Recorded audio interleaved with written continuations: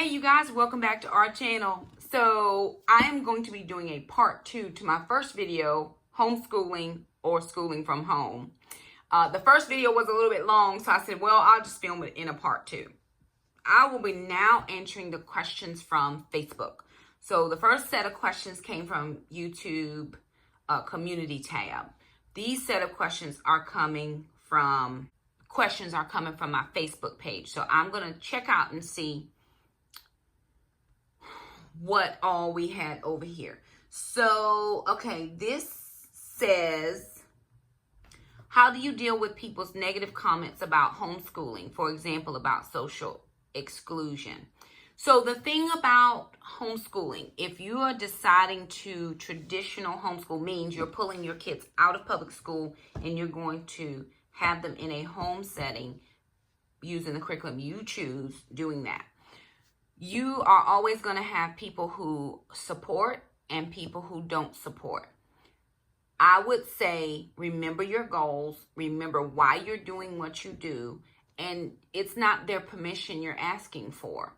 Because if you're waiting to get their permission or their acceptance, you will maybe never get it. I remember very specifically when I first thought about pulling pulling Alana out, because Jackson was only a little kid. He was 5. He was just getting ready to start school. And I was going to pull Alana out. My ex and my in-laws, his family, were livid with me. It caused so much interruption and disruption to my life. But the thing was, I was here with them. I was the primary caregiver. I knew what was right according to my faith and my beliefs. I did consult my ex-husband because they are his children. I thought he would be more supportive of me. He wasn't, but I made the decision anyway. And I said, this is what I'm doing. I'm just letting you know. Sometimes you just have to let people know. You have to not being mean about it, but you can't phrase it to the point where they get an opinion. This is what I'm doing, just letting you know.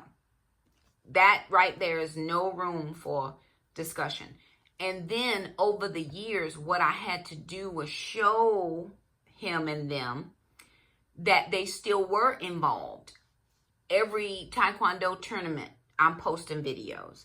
Every Taekwondo new belt, I'm posting videos. Everything they go to, I do a lot of posting on social media, because it's not because I want to just post on social media. Partly in the beginning, it was because I needed them to have a visual of what the kids were doing. It wasn't just Jackson and Alana. It was a lot of kids from the whole studio. I mean, it was all the kids. Everybody. And they saw the kids interacting. You get this picture and they talking to somebody else. You get this picture and they talking to somebody else. So again, social exclusion is not a reason for me not to homeschool my kids. So what I do is I give them, I make sure I send it individually to all of them. Here, look what the kids did. And I put such a positive spin on it. This is what has worked for us, all of the things. And it has been great. One time I heard one of his aunts, she was telling people, she's a principal at school, oh, come and look at my niece and nephew. They homeschool. They're the smartest kids ever. And in the beginning, she was like, rah, rah, rah. Again, what are your goals? Why are you doing it? And just give them that visual of your kids doing stuff. If they're in dance recitals, take all the pictures. If they are, let people know. Through social media now is the best way really to let people know, hey, this is what so-and-so is doing. You invite them to stuff.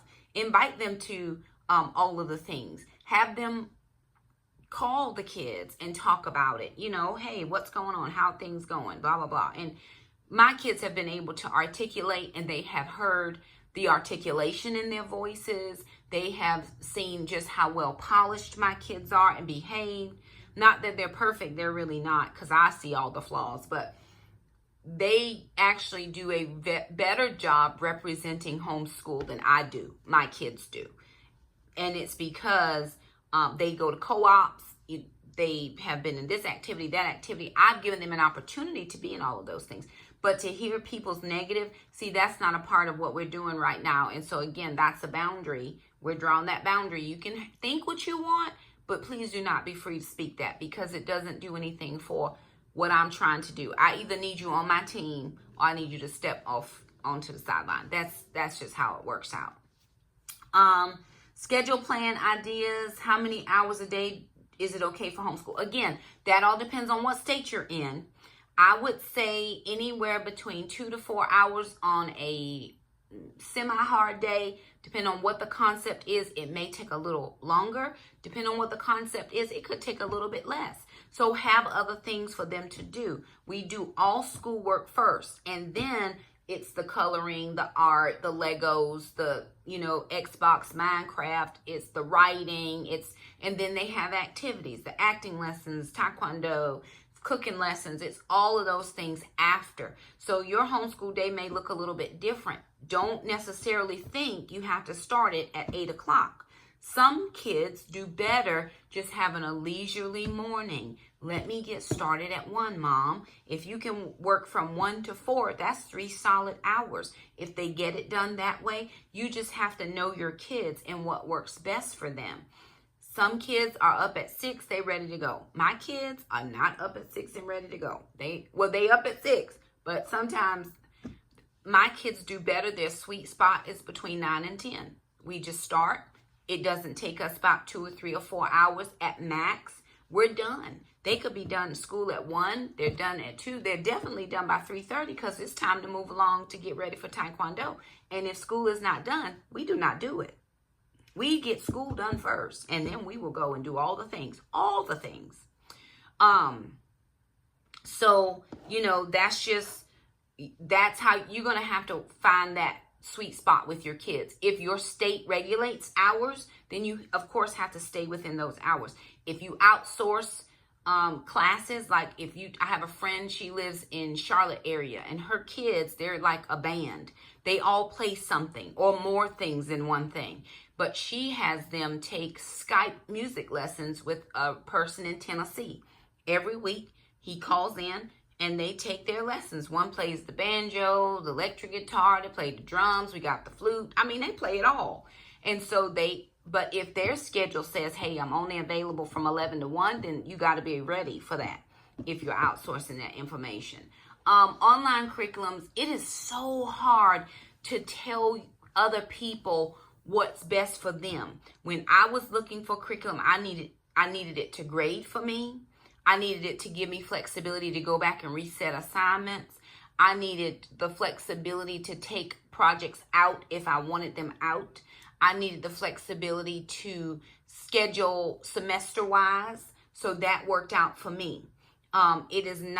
It's very, there's not a lot of my culture in the curriculum. So I have to pull those things in if that's something that I feel important enough to have my kids study. So I do sometimes have to pull in other things, but we do that a lot through reading. And so they love to read period novels and different stuff like that. So, and then we do biblical based curriculum. So that's for us was better. I would Google homeschool curriculum and then figure out based on the options what best fits your philosophy at home, what best fits your faith.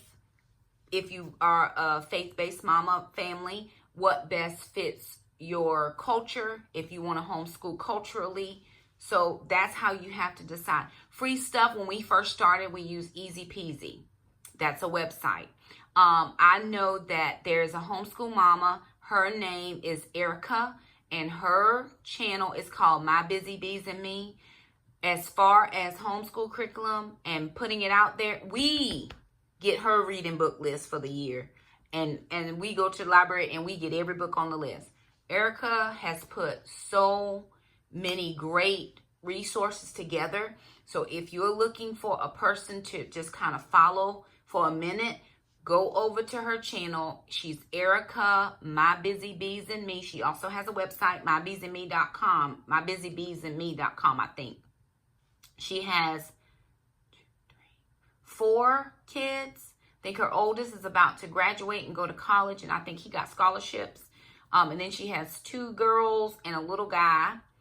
I don't remember all their names just because I'm trying to figure out the reading list. When I watch her channel, I'm trying to figure out what's the list for the day. You know, give me the things.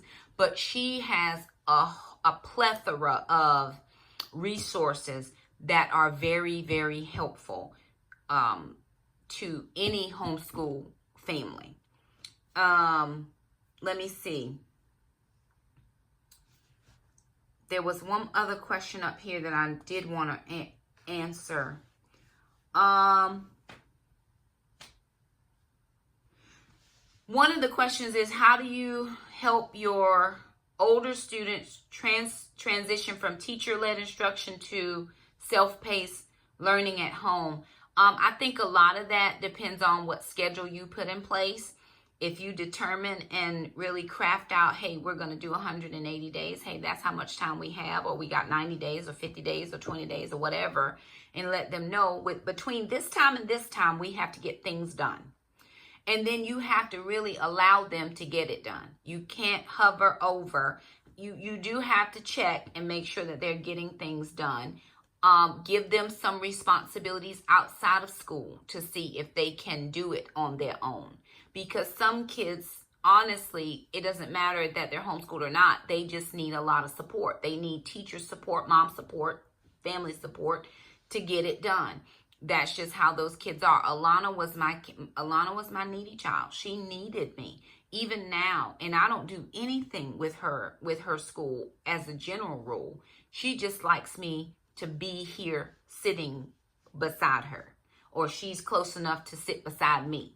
She gets work done 3 times as fast, or in the same room, or close enough where she can look at me. I'm over here doing my work. She's like, oh, Mother Mom, I'm done. I remember the years when we were struggling. And I'm like, oh my God, this kid don't get done with this homeschool between now and midnight, I'm going to strangle somebody. It's just her personality. It's just how she does best with mom being there. Jackson, I mean, I could be here or not. Jackson is just going to live his very best. He needs very little help. And then again, there's incentives for them to get done. If you get done with your school, you're done a whole month early. It may not be a thing, something that they get, but they get the satisfaction of knowing they're done a whole month early and their summer can start earlier than normal. So again, you've got to figure out your child and what is best going to help them get from point A to point B. I do have a lot of friends that believe you need to de-school. If you're coming from a traditional school setting and you're now going into homeschool, de-school. And de-school or unschool is take some time off, take a break. Just let the kids deprogram. My kids never de-schooled. I actually pulled Alana out at the beginning of the school year. We were in teacher work days. So they had summer. She had the summer off from school. I pulled her out the very first couple of days of teacher work days of the new school year. So she had those summer months to kind of de-school. Then unschooling is another I'm finding it to be very popular, where you do something called strewing. And what that is you find different things. Like Jackson has a lot of Discovery Health, Discovery, those little box kits. And so one day you might put out a Discovery box kit, and then, maybe there's some drawing materials and there's something else over here and something else. And whatever the kid gravitates to, that's the thing they do for that particular day or that particular lesson. Or you realize, hey, they're really leaning more towards the arts and they never want to do anything over here with this Discovery stuff. So that goes away, and then, well, let's hone the arts. Is it drawing? Is it painting? Is it ceramics? Is it pottery? What in art? Because art can be broad. So the next time you put a few things out, and let them see what they gravitate to. And the more you do that, the easier it is for them to transition. I would definitely say over that summertime, they will kind of get to themselves, and then you can slowly introduce the concept of homeschool. But there's a lot of flexibility in homeschool versus schooling at home, or, you know, like what we find ourselves in right now. It's just different. Lean on those teachers. Well, that was for schooling from home, but homeschooling is just a little bit different. If you are schooling from home, again, chunk your time, reward systems, establish the rules. Remember, it may not take as long as it does in regular school. Feed them well. Make sure they get a lot of good rest. Sleep. When my kids are at their worst when they have not slept. And they don't know this, but they keep my hours. And I don't have to sleep. I am good on 4 or 5 hours a day. They need 8, 9, 10. And so I have to recognize as mom when I'm running them too hard, when we are doing too much. And I have to say, at 9 o'clock, bed. Because they will stay up as long as I'm up because they're trying to help me. Mom, what can we do? Do you need something? Mom, we're here for, you know, because I'm a single mom, they have compensated and helped fill in the gaps. And that honestly is not their job to do. I understand why they do it, but they don't have to do it. Again, there's a lot of resources out here. You cannot possibly get through them all. Find what works for your family and live your best life. Maybe this year you got 1 or 2 new resources. Next year you get 1 or 2 more new resources. Facebook groups aplenty. Join 1 or 2 that you know you can go in and navigate. There's one on Facebook now called Surviving Homeschool. It's a very good group. It's open. There's moms, there's dads, there's people who traditionally homeschool like me. There's some, I'm just thrown into schooling from home. I know my sister in New York, I was telling her about flexible scheduling and she's like, no, Shakema, in New York, you can't do that. They have times.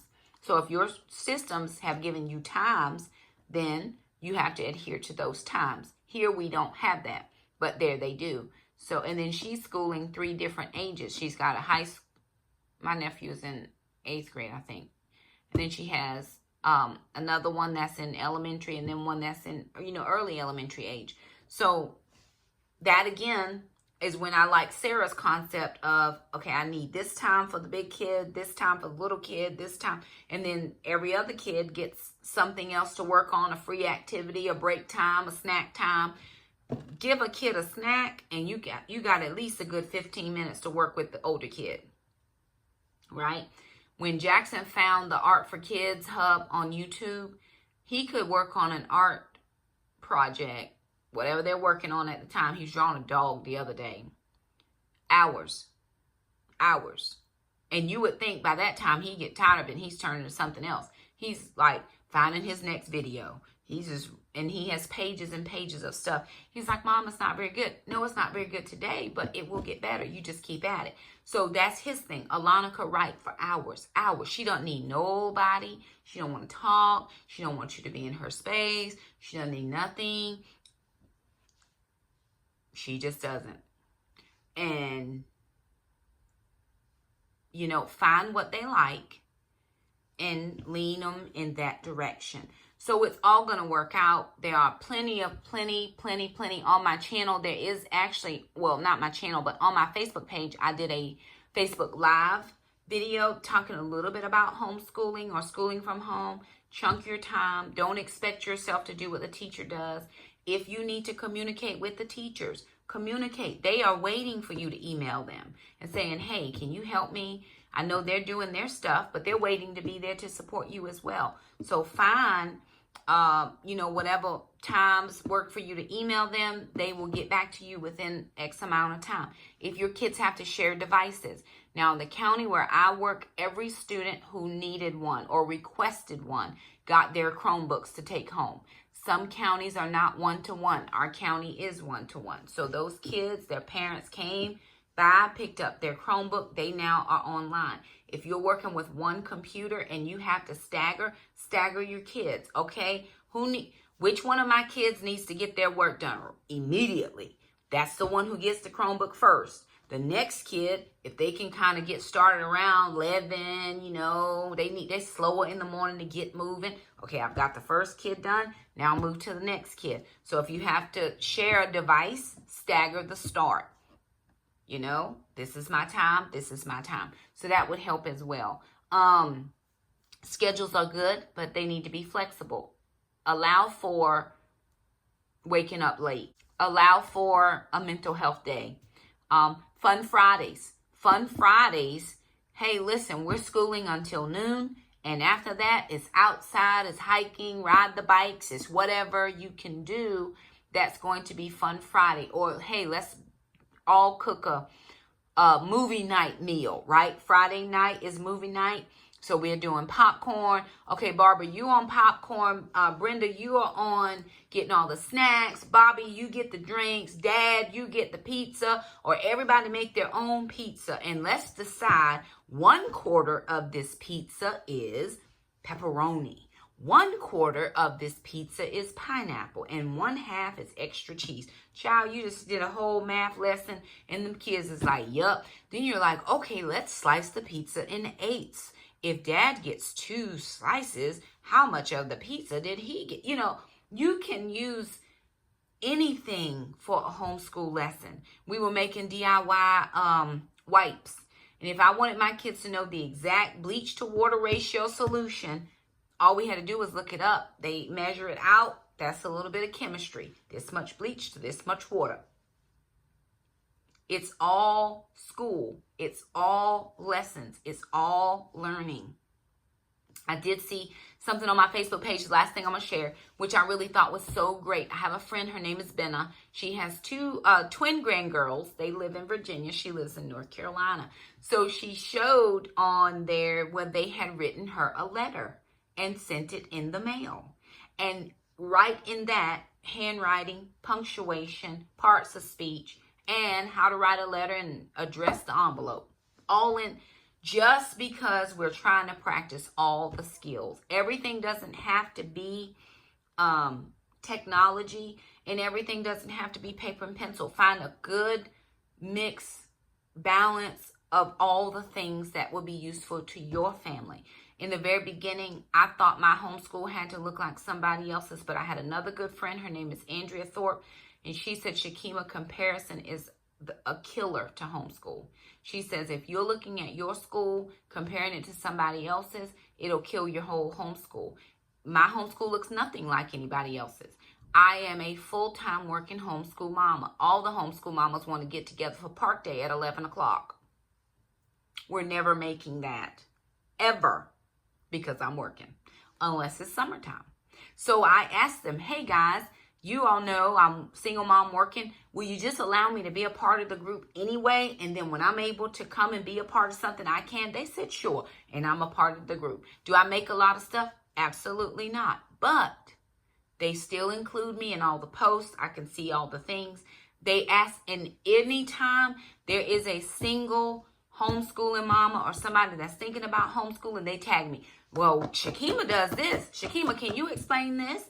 I'm going to be the expert on my stuff. I can't be the expert on everything because I'm just not. But I have learned how to work full-time, a job I love, and homeschool my kids because we love doing that as well.